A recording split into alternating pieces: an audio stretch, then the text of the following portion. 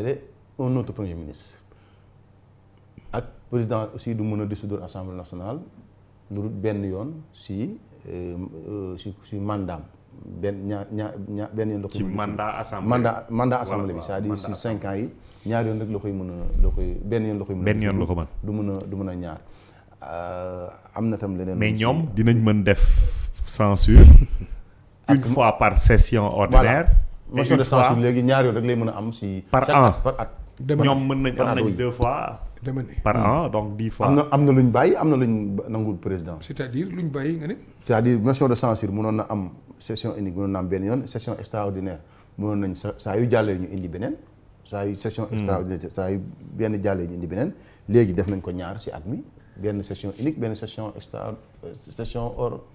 hors session unique par at 2 fois rek la mën a nekk d'abord oui wax yooyu ku koy wax li ko indi mooy ñi ñu yóbbu assemblée nationale lañ fa waroon yóbbu Adama Diallo c'est un député non inscrit je le je rappelle. dis ñi ñu yóbbu assemblée laa wax lañ fa waroon yóbbu man kay loolu laa wax waaye am na ñuy wax mooy lan mooy ndax lan lañ mëteewul lañ mateewul mooy xamuñ lu tax lan mooy motion de censure ak lan mooy tax dissolution suñ ko xamoon duñ wax loolu amul lu mën a indi si instabilité lii mooy indi instabilité mais ñëwal ñu ci lan mooy les moyens d'action li merci suñ constitution Sénégal fi ñu ko war a soppee sax du foofu dafa am loo xam ne Macky Sall da ko ci soppi bi muy tas bi muy génnee primature te delloowu ko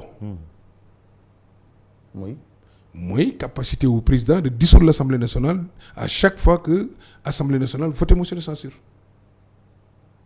Macky Sall moo ko ci dugalaatut moo ko ci dugalaatu est-ce que xam nga lu tax dugalaatu ko la ci fin bëggoon na ko ci attends je termine xam nga tax dugalaatu ko ci parce que bu amee régime bu amul présidentiel bu amul primature premier ministre loolu dañ koy dindi parce que y a pas un gouvernement à faire tomber est-ce que comprends nga li ma comprendre bien sûr maintenant bi mu indee primature dellu si poste premier ministre dafa doon dellu si wàlle mécanisme yi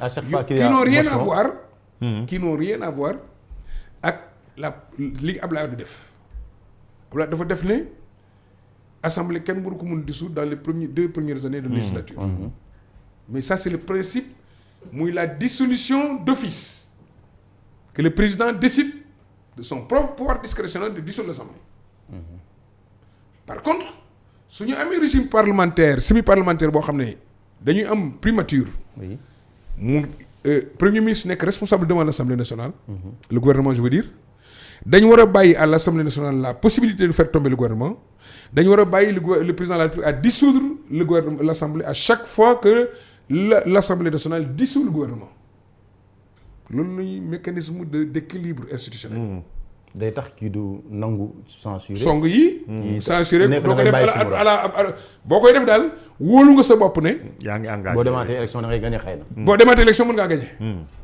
kon doo ko def ci fay wuyaa mooy caution yi rek pour éviter que ku nekk ne dama bëgg a nekk candidat te war a boo dem moo tax ñun di caution fii loolu mooy doon caution stabilité institutionnelle bi ay nit maintenant di toog di xalaat ne président waru ko mën a def c'est extraordinaire président lañ fal au suffrage universel moom moo détermine la politique de la nation bu demee ba gis ne assemblée nationale bi méngoowul ni mu composé wu ak moom li mu wax ak sénégalais yi pour doxal dafa war a dissoudre pour demander sénégalais yi ñu jox ko majorité suñ ko joxul majorité il en tire les conséquences loolu mooy démocratie ok maintenant si le président bàyyi ma pare ci dissolution pare gu ma ci dissolution la loolu laa jaat ak motion de censure parce que motion de censure da nga wax ne ñoom dañuy proposer naan président immédiatement dafa war a nommer premier ministre gouvernement non dañuy def il a wax loolu dans sa délai dans les meilleurs délais un autre premier ministre ma ne on ne peut pas obliger il n'y a pas d'obligation d'agir pour le détenteur du pouvoir réglementaire c'est un principe de droit qui dépasse ay constitution parce que loolu dama la fi bëggoon laaj est-ce que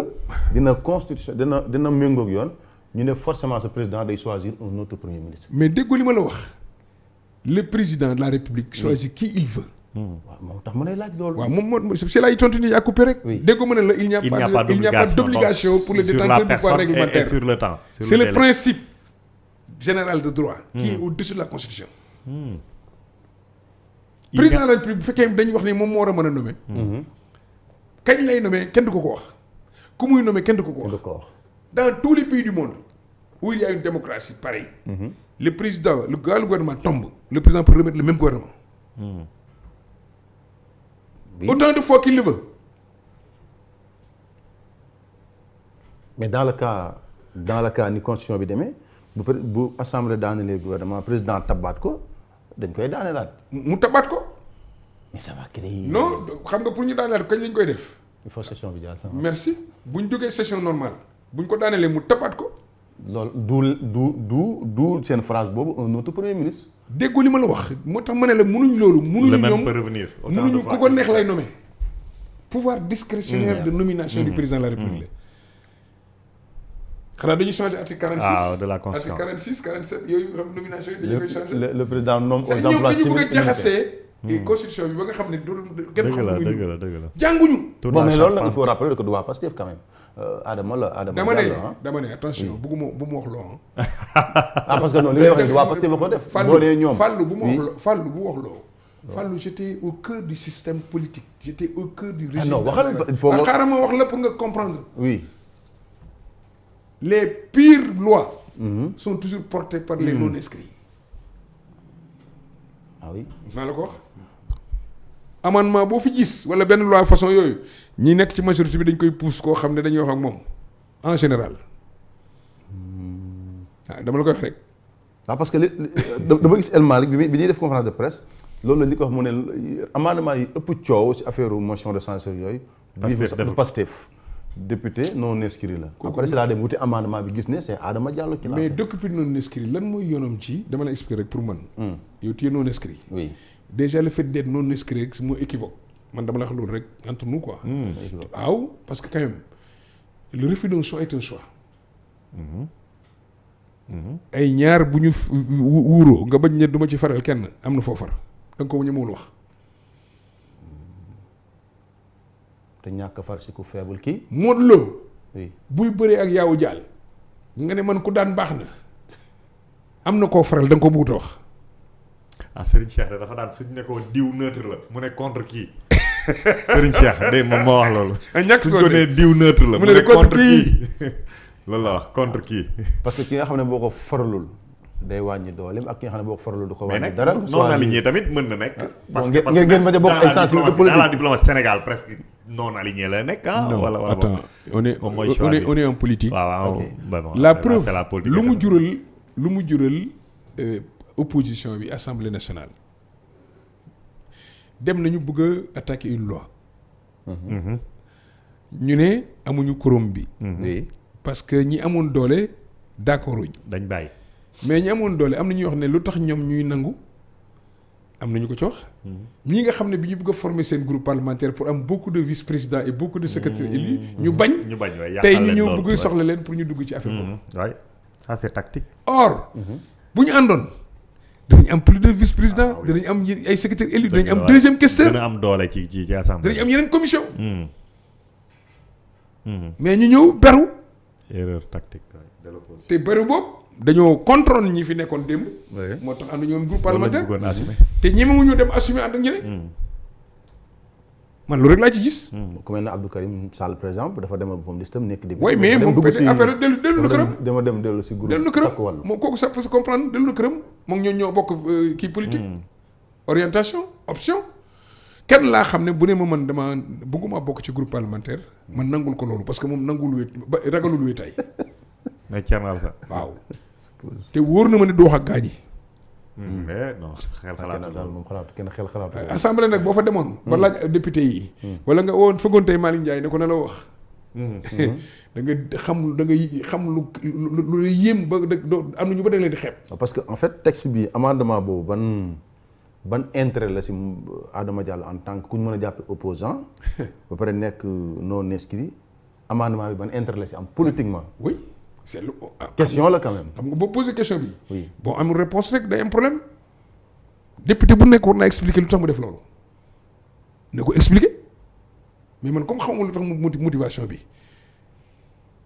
ma ne boo fekkee ñaar ñuy xeex. pour bañ di président di dissoudre rek bu ma tee 2 ans nga dissoudre bu ma taatee 2 ans nga dissoudre si réew moo xam ne réew mu sous-développé la aussi. arrêté nga war di génn xaalis naan da ngay organiser ñaari élection ci at. te am nañ xaalis pour jënd 165 auto à 50 millions xaw ma pour di ko jox ay nit ñoo xam ne di leen jox ay salaire 1,5 million francs di leen fay indemnité ñii di doubler ay salaire ak CEDEAO ñii di doubler ay salaire ak parlement panafricain ñii di doubler ay salaire ak UEMOA après ñu ne amuñu xaalis di yor ay fonds politique di ko gérer ñu ne non amuñu xaalis bu ñu organiser lu leen woteeloo. même le président de l'Assemblée nationale dem évoqué na situation réew mi kon ne président lan lay def. référendum situation réew mi fu mu toll. kon li ma lay wax ngi ñëw.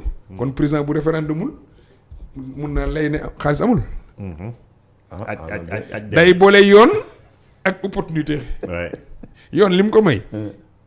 moom rek moo mën a convoquer référendum. oui te référendum lañ mën a jaar pour am constitution. constitution mu ne amaguma xaalis mooy benn mu am beneen affaire te lii yëpp pourtant waxoon naa ko de. beneen affaire mooy da ngeen ma déglu rek wala du ngeen may liir. waxoon naa leen ne fi ñu jëm. oui 2027. 2027. dañu am nar am embouteillage électoral.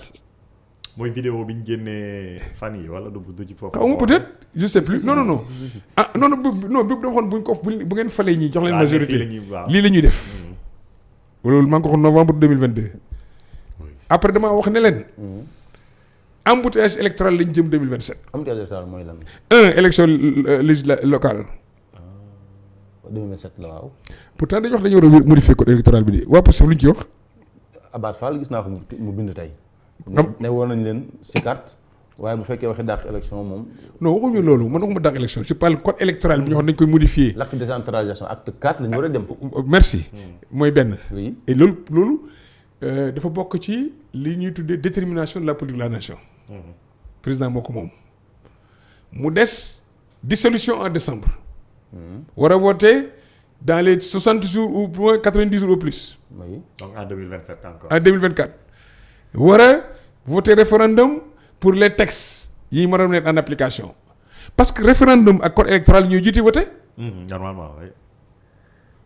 référendum pour am une constitution avec de nouvelles lois moo war a jiitu parce que ci la réforme parti politique nekk. ci la projet Diomaye yooyu xanaa Diomaye projet bi du ko bàyyi mu jàll dina ko dugal mais bu ko dugalee day créer ay conditions wu ay élections kañ lañ koy def. dafa am ay délais yoo xam ne mënoo ci dara c'est incompressible. dafa am beneen principe boo xam ne CEDEAO mënu ci dara. mooy 6 mois yooyu ñuy wax. quand un peuple décide mooy le pouvoir constituant originel. mënoo ci dara kenn mënu ci dara. le peuple est souverain. le peuple est souverain. yow mën nga bañ a jël loi. ñu ne way waroo ko def parce que respecté wul ay CEDEAO. mais quand le peuple souverain décide. kenn mënu ci dara donc quand le peuple souverain va décider. ça va donner à Diomaye la possibilité en 2027 d'organiser les élections ni nga xam ne moo gën ci Sénégal. noonu la koy xalaatee. ni gën ci réew mi rek. et du am kenn ku ko mën a. non légalement te boo jëlee yeneen voies yi dul voie légale voie normale mu wan la ne la l'état est là. moo yor réew. président daal bëri na ay pexe.